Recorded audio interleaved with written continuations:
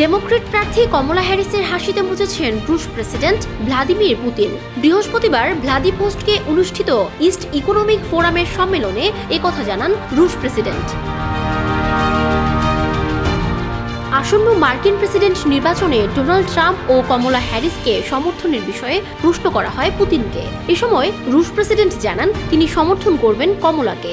কারণ হিসেবে তিনি বলেন, ডেমোক্রেট প্রার্থীর হাসির ভক্ত তিনি। হ্যারিসের হাসিকে প্রাণোচ্ছল বলেও মন্তব্য করেন পুতিন। তার এই বক্তব্যের পরই হাস্যরসে মেতে ওঠেন উপস্থিত সবাই।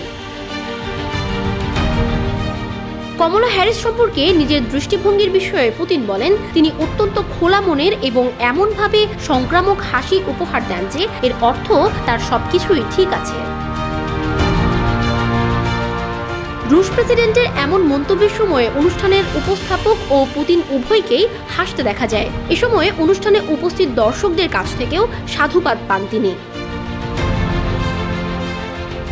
রুশ প্রেসিডেন্ট বলেন, এর অর্থ সম্ভবত তিনি রাশিয়ার বিরুদ্ধে পরবর্তী নিষেধাজ্ঞা দেওয়া থেকে বিরত থাকবেন। বিপরীতে প্রেসিডেন্ট হিসেবে হোয়াইট হাউসে অন্য যে কারো চেয়ে রাশিয়ার বিরুদ্ধে সবচেয়ে বেশি নিষেধাজ্ঞা দিয়েছিলেন ডোনাল্ড ট্রাম্প।